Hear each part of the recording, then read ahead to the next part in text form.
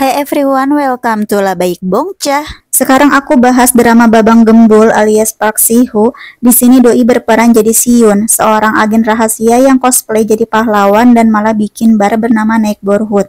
Dalam perjalanannya dia bertemu beberapa orang dan mereka berjuang bersama-sama buat melawan kejahatan. Tapi suatu hari kejadian malang menimpa Siyun. Dia terkena suntikan beracun dan ditemukan tidak sadarkan diri oleh juniornya. Juniornya segera melarikan Siyun ke rumah sakit dan selama di perjalanan, dia sangat mencemaskan kondisi Siyun karena belum tahu juga apa penyebab Siyun pingsan. Sesudah dokter memeriksa Siyun, dokter cuma bilang kita harus menunggu sampai pasien sadar. Juniornya terus berada di sampingnya Siyun sambil menangis. Terpantau di sana juga ada teman-teman Siyun yang penasaran soal kondisi Siyun. Salah satu dari mereka bilang kalau kadang-kadang Siyun berkata kasar bukan ingin menyakiti, tapi karena tidak mau teman-temannya terlibat kasus berbahaya dan mengancam keselamatan mereka. Mereka berharap Siyun jangan sakit lagi dan jangan mengorbankan diri sendiri. Malam harinya Siyun terpantau akan siuman dan benar aja dia akhirnya membuka mata.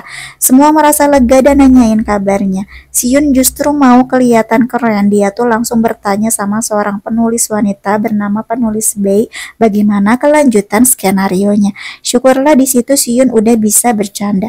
Sebenarnya Siyun lagi menyelidiki sebuah kasus pembunuhan yang melibatkan beberapa penguasa, tapi dia nggak mau teman-temannya terlibat. Cuma sebagian kecil aja yang dia libatkan dalam kasus tersebut. Ketika Siyun dapat bukti siapa dalangnya, dia langsung bertindak dan memaksa keluar dari rumah sakit. Dia nekat mengejar si penjahat karena yakin waktu hidupnya nggak akan lama lagi.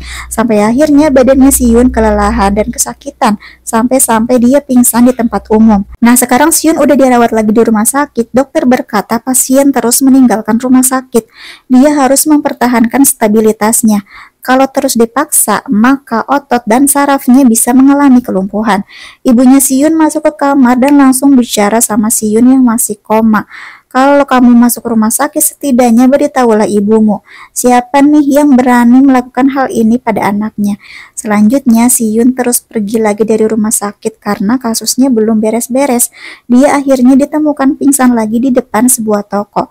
Dokter memberitahunya dengan jelas untuk tidak meninggalkan rumah sakit. Pasien ini menderita infeksi hematoma. Infeksi ini berbeda dari yang lain. Kita cuma bisa mengetahuinya setelah 3-10 hari. Pasien telah diracun 500 kekuatan sekaligus.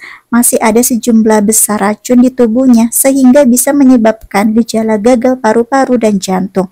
Nah, beberapa lama kemudian Siyun akhirnya bangun lagi, tapi dia ngotot mau pergi lagi walaupun teman-temannya udah melarang. Tapi kata Siyun dia nggak peduli karena dia tahu waktu hidupnya sebentar lagi dan dia harus memanfaatkan sebaik-baiknya. Kalau tidak maka situasinya bakal menjadi buruk. Namun setelah pergi dan kembali dari rumah sakit, Siyun mengalami kejang-kejang parah. Dia tuh sangat kesakitan. Dia berkeringat dan terus teriak-teriak. Dia nggak mau temannya melihat kondisinya yang lagi kacau. Udah gitu dia minta temannya keluar. Di luar penulis Bae dan satu lagi namanya Chan-gyu terus nangis karena nggak tega menyaksikan orang kesayangannya sekarat. Penulis Bae ngobrol sama Siyun yang udah sadar tapi masih memakai masker. Dia bilang bekerja dengan Siyun di bar itu adalah sebuah kehormatan. Dia tidak akan pernah melupakan Siyun. Penulis Bae memegang tangan Siyun dan keduanya tersenyum. Nah di sini giliran Chan-gyu juga ngobrol seolah-olah itu adalah perpisahan. Intinya kalau nggak ketemu sama Siyun dia nggak tahu akan menjadi seperti apa dirinya nanti. Tapi dia nggak akan menyerah untuk melawan kejahatan. Chan-gyu akhirnya memeluk Siyun dan berkata jangan khawatir karena semua akan baik-baik saja. Ketika kasus kejahatan berhasil diringkus dan para penguasa udah diberesin, mereka semua kelihatan sumringah dan bahagia. Namun Siyun lagi-lagi kambuh dan dia megangin jantungnya kemudian langsung ambruk. Junior ceweknya memeluk Siyun sambil menangis dan yang lain menelepon ambulans. Ya adegan klise ini udah sekian kali terjadi di mana si cowok membelai pipi ceweknya sambil tersenyum kemudian menutup mata dan tangannya jatuh. Apakah ini sad ending? Entahlah soalnya di akhir diperlihatkan juga bahwa Siyun ternyata masih hidup sambil tersenyum menyeringai.